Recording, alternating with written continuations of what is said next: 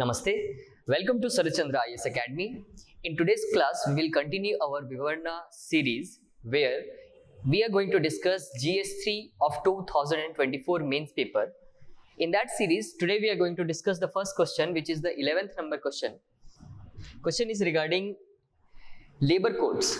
As we know, recently labor code, few years back only, labor codes were released by the government of India. In that context, UPSC have asked question on the labor codes. So what question is asking?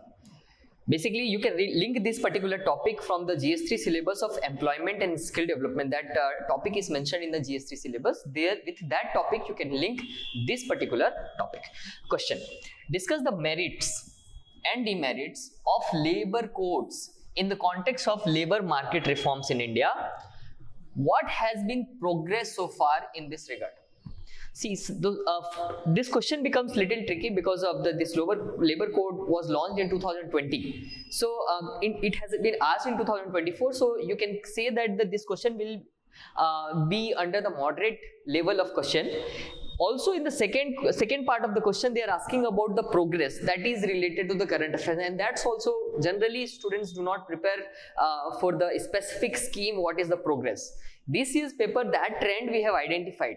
The next question, that is the 12th question, also there they have asked about the UDAN scheme progress, what UDAN scheme have achieved. So that kind of question trend we are seeing in this year's UPSC question. So that becomes little tricky. So let's see that how in the examination hall this kind of question can be tackled. See, the structure of this question will be the introduction. You can use the background, like there were 29 labor laws before the introduction of 4 labor codes were subsumed, that from 29 to 4. That can create a background or an introduction for you. And you can mention, if you want, second in the introduction, you can mention that how 29 labor laws were transformed or subsumed under the 4 labor codes. You can, if you want, you can also mention that the second National Commission on Labor, based on their recommendation only, this 29 to 4 was done. Okay, so this can be the first introduction. You can use as the introduction. The next part is that you have to mention the 4 codes. You have to mention the 4 codes before going into the merits and demerits. So better to start in the initial only, right? Like the labor codes, and mention all the 4 major codes. Like we have the code on social security, we have code on wages, we have code on occupational safety, health, we have code on industrial relation,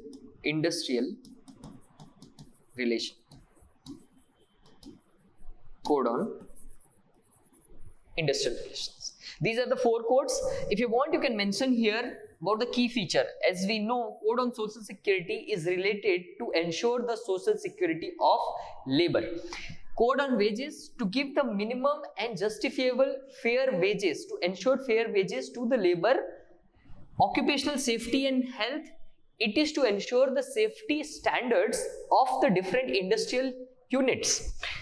Code on industrial relationship, basically this is to ensure that the fair and the timely manner the dispute between the labor and the industrial owners can be resolved. So these are the 4 different codes you have to mention in the introduction only. The next part which should you have to tackle this question, and the next part will be you have to write the merits. See, if you want to represent in the better way, you can do like the one side you start writing the merits, here demerits. That should be the best way. The more effective, if you have prepared this topic very well, what you can do is that you can write the merits and demerits for individual code also. For example, code on social security, write the merit of it, then write the demerit. Similarly, for the code on wages, write the merit and then demerit. That can also be done if you have prepared well.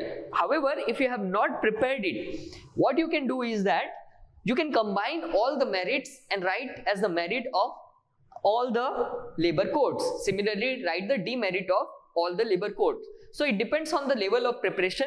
Let us write this as the one by one. We'll see the merit and demerit. First is related to, first we will write about the code on social security. Social security. We'll see both merit, you can write like the merit, and here demerit. So this will improve your structure of the answer. This will improve your presentation. Okay. So code on social security actually ensured, this is the code which have defined for the first time the gig workers. As we know that the platform workers are rising, this has been defined, and the code mandates, code have the provision that the gig worker should also be given the social security. So that is one of the merit, social security for gig workers. However, the problem with here demerit is that it has not given the mechanism through which this will be executed, implemented. That mechanism is lacking here. The second is it has continued and ensured maternity relief, which is 26 weeks of paid maternity relief. However, the actual implementation of this creates problem. Also, because of this kind of legislation, there is a cases of glass ceiling, that women are not being promoted to the higher level, or the hiring of women are restricted because of the restrictive provisions like this. That can also be written as challenges with respect to maternity relief. These 2 points you can write in the merit and demerit of the code on social security. Similarly, coming to the code on wages, here also you can mention the merits and demerits. So merits in the code on wages is that it defines the minimum floor wage, so that the labor can get the fair wages from the industries as well as the wherever they are working. So minimum floor wage is one of the key provisions of this act. However, the demerit here with respect to the wages are, one is that the inflation indexation provision, that as the inflation increases, what will be the provision for the increase in the wages, that is the one thing. Second is that minimum wages differ from state to state, and as we know that labor comes under the concurrent list, so the implementation can vary from state to state. So that can be written in the demerit, regional variation.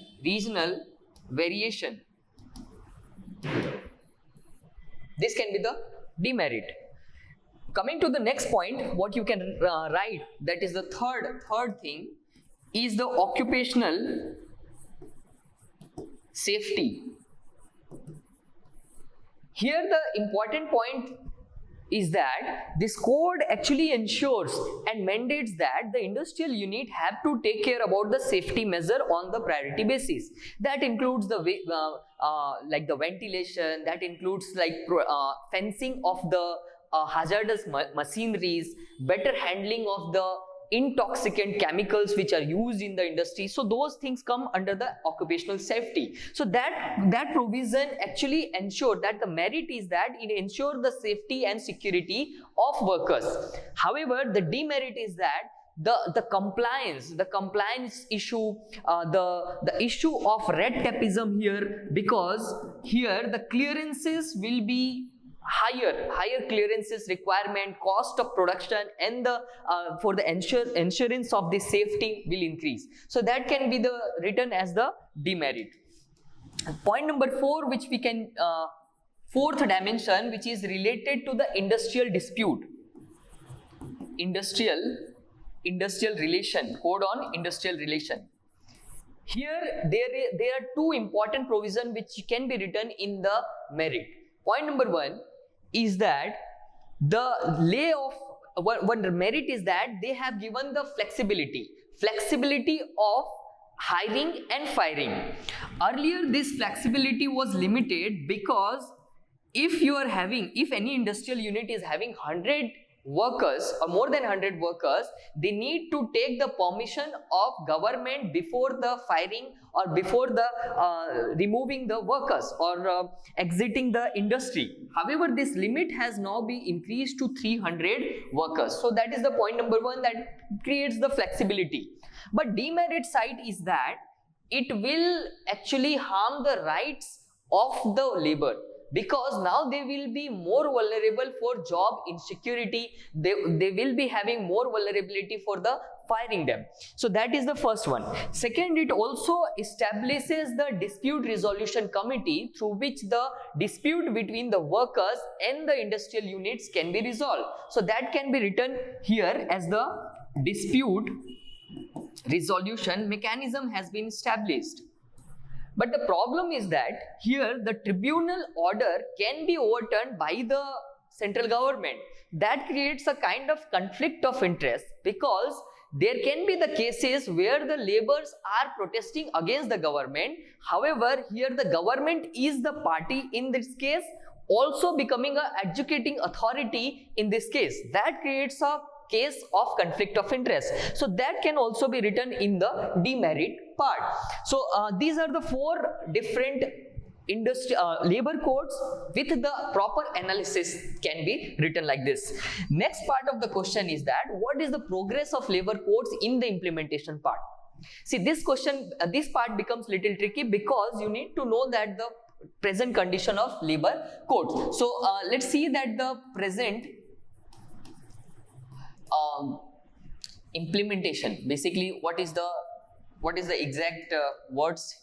Progress. What has been the progress? So you can write like progress.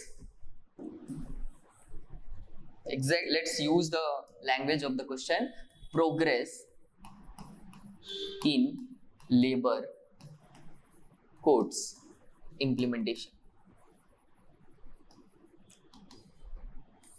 See, as you know that the labor is one of the political issue, also a sensitive socio-political issue. It is the socio-political issue. So a wide range of discussions and the deliberations are required, especially with the labor unions, which is being done by the labor union. So a lot of deliberations are being done by the government, both central government and state government, with the labor union for the resolution of the disputes and the concerns. That is the point number one. Point number two is that since the labor comes under the concurrent list, that means the state government should also implement it uniformly. So more than 20 states have made the draft labor codes bill. So that has been done regarding the implementation. Also, there has been a lot of meetings, seminars and the workshops to aware the different industrial units and as well as the industrial owners regarding the labor laws. That is also being done. So workshops. See, these are the general points. However, these kind of questions can be written like this only. You cannot, because this is the progress which is made. So, however, here next part you have to mention is what are the implementation challenges has to be mentioned here. The implementation challenges, one you must have identified is that the concurrent list, and then the dispute between this labor union as well and the government regarding the certain provisions of the labor law. So those things can be written is the implementation challenge. At the end, you can talk about some way forward. The conclusion should be way forward based conclusion can be written. For example, you can suggest like we need to have proper labor information system for the better implementation of this law. The second thing is that since the code has been made by the parliament, the delegation of the formation of the rules, the detailing of the code has to be done by the executive. Basically, this point can also be written in the implementation challenge, which is the delegation of a lot of key features of the code has been given to the executive. So that part is that the can be mentioned here. and addressing the concerns of the different stakeholders by the government is required in order to implement the labor law to ensure the ease of doing business as well as the social security of the labor class to achieve the objective of Viksit Bharat. That way you can conclude this particular question. So thank you so much for this discussion, as we have discussed here the 11th question regarding the labor codes. Thank you so much.